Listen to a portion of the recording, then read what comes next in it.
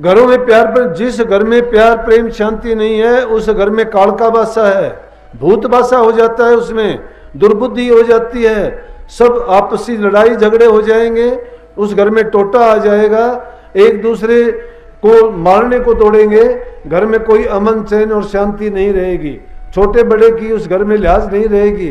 तो ऐसी जगह जब हो जाएगी तो यूं समझो कि उस घर में तो राक्षस रहते हैं। अगर देवताओं जैसा वास अपने घर में करना चाहते हो तो आपसी प्यार बढ़ाओ, बड़े छोटे की इज्जत कदर करो, सेवा करो, तुम्हारे मन को शांति मिलेगी।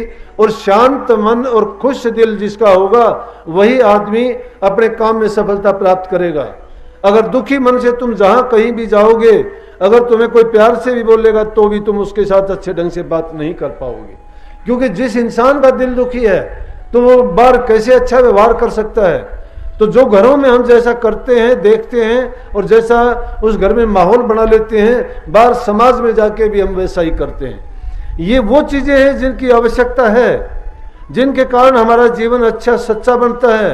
जिसके जीवन में प्यार नहीं है, जिसके जीवन में जबान में मिठास नहीं है, जो बड़े छोटे की कदर नहीं करता है, आपसी घर में मेलजोल नहीं है, भाई भाई का दुश्मन हो जाता है, सास ससुर की सेवा नहीं करते हो, बूढ़े माँ बाप को उसकी बात नहीं सुनते हो, जिनके कारण हमें जीवन मिला, जिन्होंने हमारा सब कुछ हमें पाल पोस के पैदा किया और फिर हम उन्हीं को दुत्कार देते हैं, उनकी बात तक नहीं पूछते, फिर हम क्या सोचते हैं कि हमारा अच्छा होगा। कभी भी जीवन में हमारा अच्छा नहीं हो सकता। अगर भक्ति के मार्ग में कामयाबी हासिल करना चाहते हो, जीते जी ये देखना चाहते हो कि जो संतों ने बात हमें बताई वो सत्य है, अरे ये ऐसा आनंद है जिसके कारण बड़े बड़े राजे महाराजाओं ने राजकाज छोड़ दिया, सब सुखों को उन्होंने ठोकर मार दी, घर अपने पुत्रों और रानियों से भरा हुआ त्याग दिया, जंगल की राह ले ली, दुख कष्ट सहे। क्यों सहे? कि उन्होंने जान लिया कि इस जीवन में अगर सुख है तो प्रभु के नाम की कमाई में सुख है, उसकी भक्ति में सुख है। ये दुनिया के सुख थोड़े समय के लिए सुख दिखाई देने वाले हैं, लेकिन वही सुख थोड़े दिन में दुख में परिवर्तित हो जाते हैं, क्योंकि उनमें सुख वाले गुण नहीं है, ना ही उनकी सुख देने की तासीर है।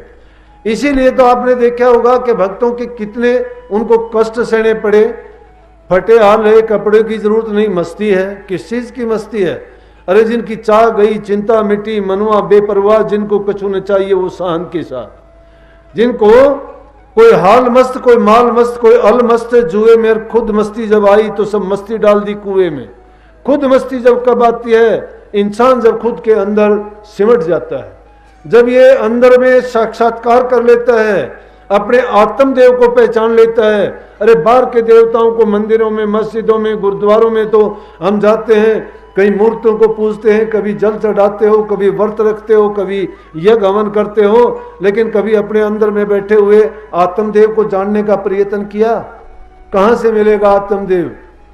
अभी ये शब्द जो गाया था उसमें कही थी कि तिनका तोड़ नो को मूंद, 9 दरवाजों को जब तक नहीं मूंदते और जब तक 3 गुणों के पार नहीं जाओ। तिनका तोड़ने का मतलब 3 गुणों से ऊपर लग जाओ, और 9 का मोड़ का मतलब है 9 दरवाजों में जो हमारी सूरत का बहाव है, उस सूरत को उन दरवाजों से रोक के अंदर में जहां हमारी रूह बैठी हुई है उस पर सारे मन की वृत्तियों को सिमटाव करके उस पर कंसंट्रेट जब करेंगे, उस पर ध्यान की जब एकाग्रता हमारी आ जाएगी और उसी ज्योति में अपने सब दोनों तरफ से बाएं और दाएं ओर की जो भी हमारी मन में उठने वाली तरंगे हैं, उस जगह पर उनको एकाग्र करके जो जो ऊपर की तरफ चलते जाएंगे, मन के भ्रम निकलते चले जाएंगे और ये दुनिया के बंधन ढीले पड़ते चले जाएंगे।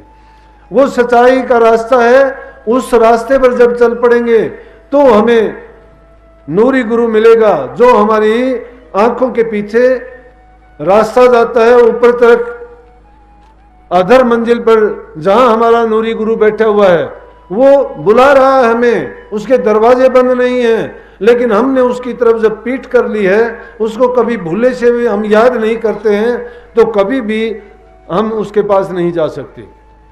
उसकी रुकावट नहीं है। जब सतगुरु ने हमें नाम का भेद दे दिया, रास्ता बता दिया, अब कमी किसकी है?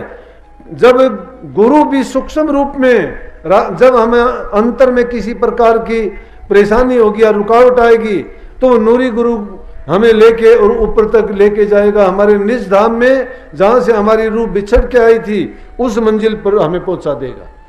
परंतु उसके लिए जरूरत है कि जहां हमारा ये भटका हुआ है, हम इन संसार के पदार्थों को जिनको अपना और सत्य माने बैठे हैं, इनमें ना तो वो हमारापन है कुछ, ना ही हमें वो सुख दे सकते हैं और ना ही हमारे साथ जा सकते हैं। साथ जाने वाली चीज है हमारे नाम, जो हम कमाई करेंगे वो, या सतगुरु। सतगुरु से अगर हमने पीठ दे दी, उनको भूले से कभी याद नहीं करते हैं। सतगुरु के वचन को जब कभी भी तुम्हें ऐसी जरूरत पड़े तो आजमा के देखना कि कदम कदम पर सतगुरु हाजिर नाजिर होकर हमारे काम करते हैं। लेकिन हम क्या करते हैं कि जब दुख पड़ता है तो सतगुरु याद आता है, फिर सबको याद करते हैं। जब तक दुख नहीं आता तब तक ना हमें गुरु याद है ना नाम याद है, हम तो खुद ही खुद हो जाते हैं सब कुछ, कि जो कुछ होता है वो मैंने किया। क्योंकि मैं मेरी का जो दुनिया में रोग का फैलाव है कि इंसान सोचता है ये चीजें मेरी हैं, उन पर मेरी जमाई हुई है, या सोचता है कि जो मैं करता हूं मैं ही करता हूं। लेकिन जिसकी ओट ले ली, जब तुम सतगुरु के होगे तो हमने अपना कुछ रखा ही नहीं, तन नहीं अपना, मन नहीं अपना, धन नहीं अपना, सब कुछ गुरु का है। अरे जब गुरु का है तो हमें अधिकार क्या है कि कुछ कहने का? गुरु की मर्जी हमने कभी परखी नहीं, तो सूरत हमारे अंदर में कैसे चलेगी? ये ऊपर के मंडलों में कैसे जाएगी? गुरु की मर्जी कभी ने परखी, और उस रास्ते पर सूरत कभी चलेगी नहीं। फिर हाँ, गुरु क्या चाहता है? गुरु चाहता है तुम्हें काल देश से निकाल के तुम्हारे निज धाम में भेज दे। वो कदम कदम पर साथ देने के लिए तैयार है। लेकिन हम क्या करते हैं कि हम गुरु से दो हाथ छुटाते हैं और संसार को हाथ पकड़ा देते हैं, गुरु को पीठ देते हैं, संसार के सन्मुख रहते हैं। जब तक गुरु के सन्मुख हम नहीं हो जाते और संसार को पीठ नहीं दे देते। संसार को पीठ देने का मतलब है कि ये भी ना सोच लेना कि हमने घर त्याग देना है, बच्चे त्याग देने हैं, काम छोड़ देना, नहीं। अगर इन चीजों से हम भागेंगे तो हम दुनिया के कर्जदार बन के रह जाएंगे। जिनका हमने कर्जा लिया है उनका कर्जा पूरा करना है। अगर हम परिवार वाले हैं, बाप का कर्जा होगा तो बाप लेगा, माँ का कर्जा है उसको देना होगा, बहन का देना है, पत्नी का देना है, जो बच्चे पैदा किए हैं उनका देना, उनकी नैतिकता की नैतिक जिम्मेवारी है हमारी। अगर हम अपने फर्ज से, हमारे काम से भागेंगे तो ये ना सोचना उस काम से भागने के बाद में अपना काम पूरा कर देंगे। संत गृहस्थ में रहे हैं, गृहस्थ में आए हैं और गृहस्थ में ही रह के जीवों के कल्याण का उन्होंने रास्ता बताया है। गृहस्थ में रहते हुए ही हम अपनी सारे कामों को पूरा कर सकते हैं। नहीं तो जो कर्ज उतारने के लिए आए थे दुनिया में, और कर्ज जो सिर पर चढ़ा के चले जाएंगे, ना यहाँ के रहे ना वहां के रहे, और ज्यादा भार लदा के गए दुनिया से। अगर वो कर्म का भार उतारना चाहते हो, इसीलिए सत्संग हमें ज्ञान देता है, उस सत्संग के अनुसार काम करते चलो, जीवन बदलता चला जाएगा। लेकिन दुख की बात यह है कि जब भी देखते हैं कि बातें तो बहुत वैसी दिखाई देती हैं, भेष भी गुरु जैसा बनाने की कोशिश करते हो, ये भी दिखाने की कोशिश करते हो कि मैं संत मत का हूं, मैंने नाम ले रखा है, जबान से कुछ कहते हो, मन में कुछ है ही नहीं। अरे जब तक तुम्हारा मन नाम में नहीं रंगा जाता, जब तक तुम्हारे ख्याल विचार तुम्हारे पवित्र नहीं होते, जब तक तुम्हारे संस्कार और चिंतन तुम्हारा शुद्ध नहीं है, तो तुम्हारा जीवन कभी भी अच्छा सच्चा नहीं हो सकता। जो तुम्हारे दिल में है वो जबान से बाहर आ जाएगा। जबान से ना बोलोगे तो चेहरा तुम्हारा बता देगा। नाम की कमाई करोगे, चाहे तुम पाताल में बैठ के कर लो, आकाश में प्रकट होके बोलेगी। वो ताकत है, गुप्त ताकत, वो प्रकट हो जाती है, छिपाने से छिपती नहीं है। इसलिए उस ताकत को कैसे तुम तो चाहते हो बातों से प्राप्त करना, किताबों में ढूंढना, बातों को सीख के करना। बातों के सीखने से नहीं होगा। जो बातों से शिक्षा दी गई है उसके अनुसार अपने जीवन को ढालने से होगा। लेकिन अगर हमारी तो थोड़ी बहुत भी गढ़ाई होती है, गुरु थोड़ा बहुत हमें सख्त बोलते हैं, थोड़ा गरम नरम बोलते हैं, किस लिए? हमारा सुधार करने के लिए, हमारा जीवन बनाने के लिए। और उन बातों को भी बर्दाश्त नहीं करते, उन बातों को भी दिल में लगा के हम सोचते हैं कि गुरु ने तो मेरी बेइज्जती की है, मेरा बुरा किया है। ये नहीं है, गुरु ना किसी का बुरा करता है। कबीर गुरु सबको चहे, गुरु को चहे न कोई। कबीर साहब कहते हैं गुरु तो सबको चाहता है, वो तो चाहता है सबका कल्याण हो जाए, लेकिन क्या कल्याण करवाते हैं क्या? ये दुनिया स्वार्थ की भूखी है। जब तक उनका स्वार्थ पूरा होता है गुरु भी अच्छा लगता है, सत्संग भी अच्छा लगता है। दिखाई देंगे कुछ दिन, सत्संगों में आएंगे, बड़े यूं भी करते दिखाई देंगे कि भाई ये तो बहुत अच्छा सत्संगी है, दो चार इधर उधर की बात भी सीख लेंगे, बाणी भी बोलेंगे, लेकिन कुछ दिन के बाद में देखोगे वही दारू का अद्धा हाथ में मिलेगा, या बीड़ी पीते मिलेंगे। वो कहेंगे कि मैं तो पीऊंगा। वो फिर क्यों, किस लिए? कि गुरु को दिखाने के लिए कि देख ले मैंने फिर शुरू कर दिया। गुरु का क्या बिगड़ता है उसकी तरफ से? चाहे तू पूरा का पूरा ठेका खोल ले, तेरा अपना नुकसान है उसमें। ये नहीं सोचते, वो सोचते हैं कि मैं इससे कुछ ना कुछ गुरु से अपना बदला ले रहा हूं। बदला नहीं ले रहे, तुम अपना ही नुकसान कर रहे हो। अरे कुत्ता जो हड्डी को लेके बैठता है, ये संसार के पदार्थ तो हड्डी है। कैसी हड्डी? किसी कुत्ते को सूखी हड्डी मिल जाए, मांस मिलता नहीं है, सूखी हड्डी को लेके चिपके किसी झाड़ी में बैठ के खाना शुरू कर दे उसको, और मसूड़े फूट के उसका जो खून निकलेगा जीभ से, उस खून से उसको स्वाद आएगा, वो समझता है कि हड्डी में रस आ रहा है। हड्डी में रस नहीं है, सूखी है। दांत और मसूड़े उसके फूटे हैं, उन्हीं से खून आ रहा है, उसी का पान करके खुश होता है कि हड्डी से मजा आ रहा है। हड्डी से नहीं। इंसान भी अपने आप को खा के, अपने आप को उस हड्डी की तरह से चूस के सोचता है कि मुझे इसमें आनंद आता। आनंद नहीं है, उसकी बर्बादी है। इसलिए जो अच्छे रास्ते पर चलना चाहते हैं बाधा नहीं बनो। मैं एक मेरी छोटी सी घटना बताऊंगा, याद आ जाती है कभी कभी कि बर्दाश्त करनी चाहिए। गुरु कभी बुरा नहीं करता। मैं कहता था ना कि एक तरफ से कहते हो कि हमने सब कुछ गुरु को अर्पण कर दिया, और गुरु को अर्पण कर दिया तो फिर हमें क्या अधिकार रह गया कि मन में बुरा ख्याल उठाएं? क्योंकि मन हमारा नहीं है। अपने धन से मनमर्जी का काम करें। क्यों करें मनमर्जी का काम? गुरु से पूछ के करें। हम शायद हो सकता है दान भी नहीं करना चाहिए अपनी मर्जी से। अपनी मर्जी से दान कर दिया, कुपात्र को कर दोगे, पुण्य होने की बजाय वो पाप में बदल जाएगा। तुम्हें उसके बदले में अच्छाई के बदले बुराई मिल जाएगी। तुमने पैसा दिया किसी अच्छे काम के लिए कि रोटी खा लेगा, ये कर लेगा, अगर वो आदमी बुरी नीति का है और उस पैसे से उसने अगर 4 अंडे लेके खाए, मुर्गा या बकरे का मांस खाया जाके, तो वो उसने पाप कमाया है। उसका पाप का भागी कौन है? उसके पास पैसे नहीं होते, कहां से खाता? तो पैसे देने वाला पापी हो गया। इसलिए वो धन बुरे रास्ते पे लगा तो उसका बुरा परिणाम और बुरा नतीजा देने वाले को ही मिलेगा। इसलिए कही है ना कि दान पात्र को करना चाहिए, कुपात्र को नहीं।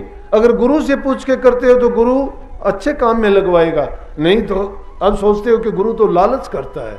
गुरु कहता है कि मुझे पैसे दे। गुरु को क्या कर रहा पैसे का?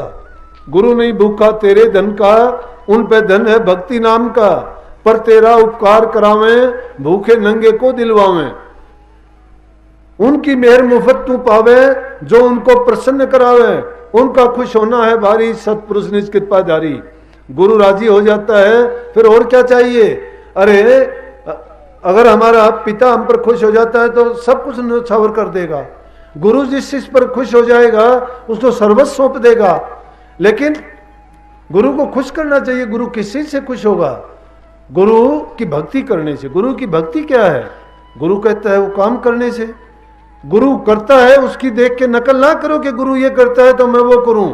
गुरु को तो पता है वो कैसे करता है, तुम्हें उस तरीके का उस मौज का नहीं पता। लेकिन गुरु तुम्हारे से जो करवाना चाहता है वो अपने वचन से फरमा के जो कहते हैं वो करो। अब वो बाद में क्या बताना चाहता था?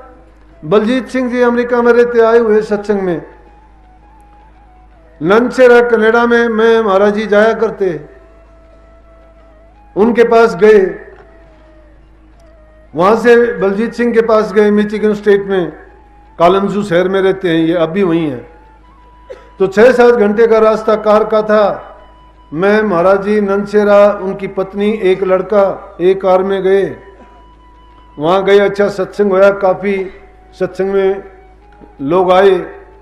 सत्संग करने के बाद में महाराज जी कहने लगे आरती कर दे भाई। 1-2 शब्द भी गाना पड़ा करता। मुझे गाना गुना तो नहीं आता, ये भी बताऊं कि सतगुरु की मौज थी मैं तो 30 साल का सारे काम कर लिए उल्टे सीधे, तो ही गुरु की मेरे ऊपर दृष्टि पड़ी थी। भागी जीव तो उनको मानता हूं जो छोटी उम्र में बिना कुछ किए और गुरु की जिनको सोबत मिली, सत्संग मिला और गुरु के दर्शन मिले। भागी जीव होते हैं जिनको संतों के दर्शन मिलते हैं, उनसे भी भागी होते हैं जिनको सत्संग मिलता है, और उनसे भी बहुत नेक कर्म करके आते हैं जिनको नामदान की बख्शिश होती है। लेकिन वो आदमी भागहीन होते हैं जिनको सब कुछ मिलने के बाद भी वो वंचित रह जाते हैं। एक दो शब्द गाया पहले, उसके बाद महाराज जी ने सत्संग किया। उसके सत्संग करने के बाद कहने लगे भाई आरती कर दे।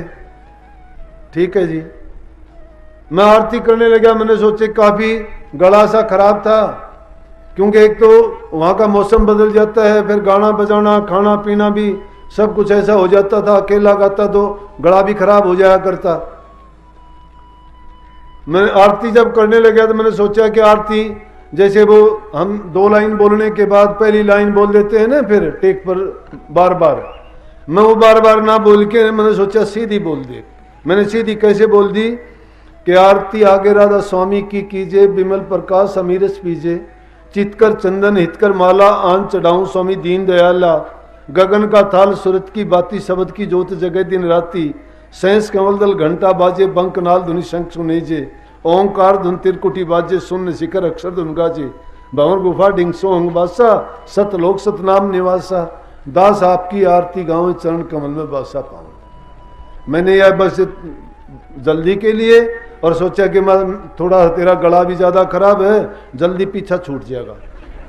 क्यों मैं भी सही में बताऊं कि ये सोच के ही नहीं जब आया था, बहुत दिन तक मुझे भी नहीं पता था। गुरु की कदर नहीं, प्यार के बंधन में था। मैं गुरु से प्यार करता था, बहुत प्यार करते थे मेरे से, लेकिन मुझे क्या पता था कि वो प्यार एक ऐसा अटूट बंधन हो जाएगा जो मुझे किसी और ही रास्ते पर लेके जाएगा। वो नकल करते करते असल होगी।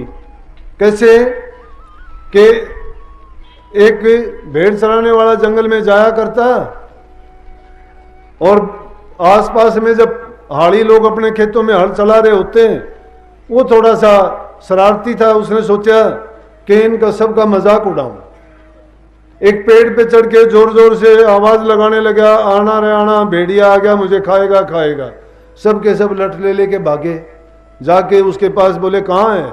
वो हंसने लग गया, बोला मैंने तो मजाक किया था। तो उनको दुख आया, अपना काम छोड़ के भागे थे, मदद करने के लिए आए थे। उनने सोचे दुख तकलीफ में होगा कि भाई कभी इस बच्चे को खा ना जाए। तो उस दिन तो वो चले गए, लेकिन अगले कुछ दिन के बाद में कि भेड़िया सचमुच में आ गया। तो कहाँ का पेड़ पे चढ़ना था, सचमुच में जब भेड़िया आ गया तो उसने आवाज लगानी शुरू कर दी, बोला अरे आइयो आइयो बचाना, मुझे भेड़िया आ गया, मुझे खाएगा। कोई नहीं आया। वो भेड़िया उसके ऊपर पड़ा टूट के, और उसको मारा तो नहीं, घायल कर दिया। लोग आए, फिर कहने लगे आप लोग आए नहीं मुझे बचाने के लिए। बोला भाई एक बार जो झूठ बोल देता उसका यकीन तो नहीं रहता ना फिर। इसलिए जो आदमी अगर झूठ बोल देता है तो उसका फिर यकीन नहीं रहता। चलो जो बात थी, मैंने वो आरती करी। आरती करते ही और बहुत गुस्से हो, इतने गुस्से हो गए, बोला कि वाणी का कत्ल कर दिया, तू गंदा है, तू बेकार आदमी है, तुझे ये नहीं आता, तुझे वो नहीं आता। मैं चुप, क्या बोलूं। 15,000 किलोमीटर दूर बैठे, अगर यहां वहां होता तो हो सकता घर भी भाग जाता। अब कहीं जाने की भी गुंजाइश नहीं, रेल नहीं मिले, ट्रक बस में बैठ के आ जाता नहीं, और बहुत दूसरे साधन किसी ले, वहां तो हवाई जहाज के सिवाय दूसरा रास्ता नहीं।